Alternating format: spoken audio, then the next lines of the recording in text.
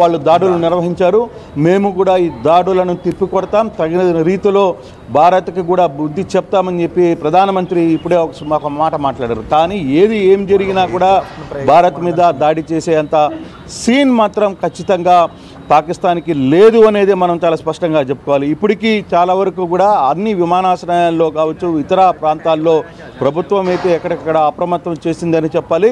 మనం కానీ చూసుకుంటే చాలా ప్రాంతాల్లో, పాత బస్తీ లాంటి ప్రాంతాల్లో కూడా రాత్రి జరిగిన వైమానిక దాడులు, ఆపరేషన్ సింధూర్కి మద్దతు తెలుపుతూ చాలామంది కూడా ముస్లిం సోదరులందరూ కూడా జెండాలు చేత పట్టుకొని బయటకు వచ్చి తమ ఆనందాన్ని పాకిస్తాన్ మీద జరిగిన దాడికి మద్దతుగా మేము భారత్కి మద్దతుగా ఉంటామని చెప్పి చెప్తూ వస్తున్న పరిస్థితి కూడా మనం చూడొచ్చు. రాజాసింగ్ లాంటి వ్యక్తులు కావచ్చు, లేకపోతే చాలా ప్రాంతాల్లో ఇక్కడ మొత్తం కేవలం ఒక హైదరాబాదే కాదు, యావత్ భారత్ కూడా ఈరోజు తెల్లవారుజామున జరిగిన ఆపరేషన్ సింధూర్కి మద్దతుగా చాలామంది జెండాలు చేతి పట్టుకొని బయటకు వస్తున్న పరిస్థితిని మనం చూస్తున్నాం రోహిత్. కానీ ఇది ఇంతటితో అయ్యేది కాదు.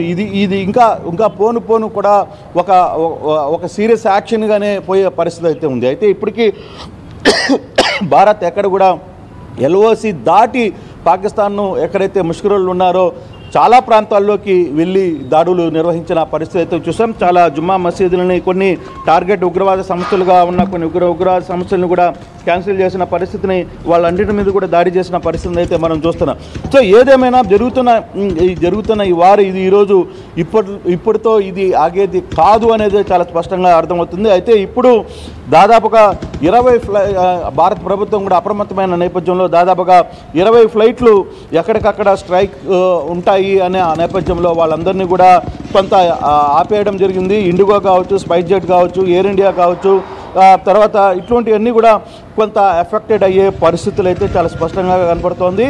కానీ ఇప్పటికీ 90 మంది టెర్రరిస్టులు చనిపోయినట్టుగానే సమాచారం అయితే భారత్కి అందుతోంది. మరోవైపు ఇప్పుడు వరకు జరిగిన అమృత్సర్ ఎయిర్పోర్ట్ కూడా ఆల్ ఫ్లైట్స్లు కూడా మొత్తాన్ని కూడా అమృత్సర్ ఎయిర్పోర్ట్లో అన్ని విమానాలను కూడా హాల్ట్ చేసిన పరిస్థితి అయితే కనపడుతుంది. క్యాన్సిల్ చేశారు. ప్యాసింజర్స్ వివిధ రకాలుగా ఎక్కడ కూడా కొంత అసౌకర్యం కలిగించినప్పటికీ కూడా ఎవరు కూడా ఈ అసౌకర్యానికి ఎవరు చింతించడం లేదు. ఎందుకంటే ఇది జరగాల్సింది, ఎప్పుడో జరగాల్సింది. కానీ ఇంతవరకు కూడా వేచి ఉన్నాం. ఇప్పుడు ఈ వ్యవహారాన్ని జరిపినందుకు కూడా తాము భారతదేశానికి మద్దతుగా నిలబడుతున్నామని చెప్పి ప్రతి భారతీయుడు, భారతదేశంలో ఉన్న ప్రతి వ్యక్తి కులాల మతాలకు అతీతంగా వ్యవహారానికి డిఫరెంట్ ఏరియాస్ నుంచి, వివిధ ప్రదేశాల నుంచి ఈ భారతదేశం పాకిస్తాన్ ఉగ్ర శిబిరాలపై చేసిన దాడికి సంబంధించిన రియాక్షన్స్ ఏ విధంగా వస్తున్నాయి మనం చూద్దాం. మీకు ఒక ఇంపార్టెంట్ విజువల్ చూపించబోతున్నాను. మిసైల్ వెళ్తున్నటువంటి దృశ్యాన్ని మీకు చూడాలని అనిపిస్తుందా? నిజానికి మనం ఈరోజు సైరన్లు మాక్ డ్రిల్ నిర్వహిస్తారు. ఆ సైరన్ విన్నప్పుడు మనం ఎలా వెళ్ళాలి అన్న దాని గురించి ఆ సైరన్ మూత వింటామేమో అని అనుకున్నాం. కానీ ఆ సైరన్ మాక్ డ్రిల్ మోత శబ్దం వినడానికి కొన్ని గంటల ముందే మన మిసైల్ చేసిన సింహ గర్జనలో వాళ్ళ పాకిస్తాన్ ఉగ్రవాదుల చావు కేకలు కలిసిపోయాయి. వాళ్ళ ఊపిరి అందులో కలిసిపోయింది, వాళ్ళ దేహాలు అందులో కలిసిపోయాయి, ఉగ్రవాదులు అందులో కలిసిపోయాయి. చూడండి ఒకసారి మనం మిసైల్ ప్రయోగిస్తున్నటువంటి దృశ్యాలు, మన ఎయిర్ క్రాఫ్ట్లు సన్నద్ధమైనటువంటి దృశ్యాలు, మిసైల్ ప్రయోగిస్తున్నటువంటి దృశ్యాన్ని కూడా ఇప్పుడు నేను మీకు చూపించబోతున్నాను. మన రఫేల్ యుద్ధ విమానాలు పాకిస్తాన్ పీచమనచడానికి చేస్తున్నటువంటి ప్రయత్నాలు చూసారా. రాత్రి 1:40 మనం గస్తీని కాస్తూ కేవలం పౌర సమాజం మీద, మిలిటరీ మీద కాకుండా కేవలం ఉగ్రవాదుల పైన మనం దాడి చేస్తున్నటువంటి దృశ్యాలు. మనం పహల్గామ్ దాడి తర్వాత ప్రతిరోజు కూడా త్రివిధ దళాలను మనం సన్నద్ధం చేసుకుంటూ వచ్చాం. ఆ సన్నద్ధత గురించిన వివరాలను ఎప్పటికప్పుడు ప్రభుత్వం సమీక్షిస్తూనే ఉంది. ఈ తెల్లవారుజామున 1:44 మన త్రివిధ దళాలు సంయుక్తంగా చేసినటువంటి దాంట్లో రెండో బాక్స్లో చూడండి, పాకిస్తాన్ ఉగ్రవాదుల చావు కేకలు కలిసిపోతున్నటువంటి ప్రదేశం అదే. రెండో బాక్స్లో చూస్తున్నారా, అక్కడ పొగ కనిపిస్తోంది, మనకి మంట కనిపిస్తోంది కదా, ఆ దృశ్యాలు మీకు కనిపిస్తున్నాయి కదా. ఆ దృశ్యాల్లోనే ఉగ్రవాదుల చావు కేకలు కలిసిపోయాయి, ఉగ్రవాదులు మాడి మసైపోయారు. మనం ప్రయోగించిన మిసైల్ చేసిన సింహ గర్జనలో ఉగ్రవాదుల చావు కేకలు కలిసిపోయి ఈ సూర్యోదయాన్ని మనం ప్రపంచానికి ఉగ్రవాదులను చంపేశాము అనే శుభవార్తతో మనం పరిచయం చేస్తూ ఉన్నాం.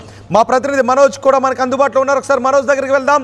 మనోజ్, భారత్ పాకిస్తాన్కి ఊహించిన షాకే ఇచ్చింది. మొన్న 24 గంటలు 36 గంటలు అంటూ మాట్లాడారు. ఆ తర్వాత భారత్ ఏమీ చేయలేదు ఏంటి అనేటటువంటి ఒక ఆలోచనలో ఉన్నారు. ఆ తర్వాత 10వ తారీఖు 11వ తారీఖు అన్నారు. సో ఎటువంటి ఊహలకు అందని విధంగా మనం పాకిస్తాన్ ఉగ్రవాదుల పీచమనిచాం. పాకిస్తాన్ ఉగ్ర శిబిరాలపై మనం దాడి చేశాం. సో ఈ దాడి తర్వాత భారతదేశంలో ఎక్కడెక్కడ నుంచి ఎటువంటి రియాక్షన్స్ వస్తున్నాయి? అంటే ఈ సూర్యోదయాన్ని మనం ప్రపంచానికి ఉగ్రవాదులను చంపేశామనే వార్తతో మనం పరిచయం చేశాం. సో ఆ వార్త విన్న తర్వాత భారత ప్రజల రియాక్షన్స్ ఏంటి? ఎగ్జాక్ట్లీ రోహిత్, ఇప్పుడు కదా అనిపిస్తోంది మేరా భారత్ మహాన్ అని. చాలా గర్వంగా 140 కోట్ల ప్రజలు చెప్పుకుంటున్న పరిస్థితి. ఎందుకంటే ఏదో పిచ్చి పిచ్చి కారు కూతలు భారతీయుల రక్తం పారిస్తాం, భారతీయుల్ని చంపేస్తాం, భారతీయుని అణిచివేస్తాం, భారతదేశాన్ని ఏకంగా ముస్లిం దేశంగా మరీ ముఖ్యంగా పాకిస్తాన్ ఆక్యుపై చేస్తామని చెప్పి పిచ్చి పిచ్చి కూతలు కారు కూతలు కూర్చోండి పాకిస్తానీలకి ఒకసారైన దెబ్బగా మనం ఇక్కడ చూడాలి. సో పాకిస్తాన్ కి సంబంధించి 9 టెర్రర్ క్యాంప్స్ మొదటి నుంచి మనం చెప్తోంది ఒకటి రోహిత్, ఆర్టీవీ అందరికంటే వేగంగా తెలుగులో స్పష్టంగా అర్థమయ్యే రీతిలో చెప్తోంది. ఇది ముహూర్తం ఫిక్స్ చేసుకొని దాడి చేయడానికి ఏదో చిన్న సిచ్యువేషన్ ఏం కాదు. ఆన్ ఆఫ్ ఎ సడన్ దాడి చేయబోతోంది. ఇండియన్ ఆర్మీ పైన బిలీఫ్ ఉంచండి, ఇండియన్ ఆర్మీ తన సత్తా ఏంటో చూపించబోతున్నట్టుగానే జరిగింది. గతంలో బాలాకోట్ సర్జికల్ స్ట్రైక్ ఏ రకంగా అయితే జరిగిందో ఇప్పుడు కూడా తెల్లవారుజామున అందరూ లేచి చూసేసరికి జరిగిపోయింది ఆపరేషన్ సింధూర్ అనేసరికి ప్రజలంతా ఒక్కసారిగా ఆనందంతో మీరు అంటున్నట్టుగా ఆ ఉత్సాహంతో ఆ ఎంకరేజ్మెంట్ తో లేచారు. పాకిస్తాన్ పై ఎలా మట్టు వేయాలి, పాకిస్తాన్ ని ఎలా పంజాబ్ ఇస్రాయల్ పాకిస్తాన్ పై ఏ రకంగా అంతమొందించాలనేటువంటి లక్ష్యం ప్రతి భారతీయుడిలో ఉంది. చూసారా, ఆ లక్ష్యం ఇప్పుడు నెరవేరింది. ఇంకా కేవలం ఇది ఒక చిన్న ఆపరేషన్ మాత్రమే. మొదటి నుంచి మనం చెప్తుంది ఒకటి రోహిత్, ఆపరేషన్ వార్ అనే దానికి చిన్న లైన్ ఆఫ్ డిఫరెన్స్ ఉంటుంది. So war is something like రెండు దేశాల మధ్య పూర్తిగా ఇక ఆర్మీ వార్స్గా దాడులు చేసుకోవడం, అక్కడ ఆర్మీ ఇక్కడ ఆర్మీ, అక్కడ ప్రజలు ఇక్కడ ప్రజలు ఇబ్బంది పడడం, ఇదంతా కూడా ఒక వార్ సినారియో మనం చూస్తూ ఉంటాం. ఉదాహరణకి Russia Ukraine, it's a war. Civilians మరణించిన ఇక్కడ రష్యా ఆర్మీకి ఏం సంబంధం లేదు, అక్కడ ఉక్రెయిన్ వైపు నుంచి దాడులు జరిగి రష్యాలో జరిగినా కూడా వారికి ఎటువంటి సంబంధం లేదు. అంటే ఇట్స్ వార్ డిక్లరేషన్ అలా ఉంటుంది. కానీ ఇప్పుడు జరిగేది కేవలం ఆపరేషన్ మాత్రమే. ప్రజలు ఎక్కడ కూడా ప్రస్తుతం అటు భారతీయులు కానివ్వండి, మరీ ముఖ్యంగా ఆ పాకిస్తాన్ ఇండో బార్డర్ వెంటటువంటి ప్రజలు అలర్ట్ గా ఉండాల్సిన అవసరం ఉంది. It's not a war, it's just an operation. Target చూసి పక్కాగా మాటు వేసి వారిని అంతమొందించడమే ఆపరేషన్. టార్గెట్ ఉండేది ఆపరేషన్, అది టార్గెట్ లేకుండా వారి వైపుగా ఇక పూర్తిగా దేశాన్ని కొత్త కబలించేయాలి, దేశాన్ని మొత్తం అంతమొందించాలనేది వారుగా ఉండబోతోంది. సో 9 స్థావరాల పైన ప్రెసెంట్ టెర్రర్ క్యాంప్స్ పైన అటాక్ చేసింది. గతంలో మనం కూడా ఆ టెర్రర్ క్యాంప్స్ ఎక్కడెక్కడ ఉన్నాయనేది భారత ప్రభుత్వం గుర్తించిన విషయం పైన కూడా ఆ టెర్రర్ క్యాంప్స్ గుర్తించాం.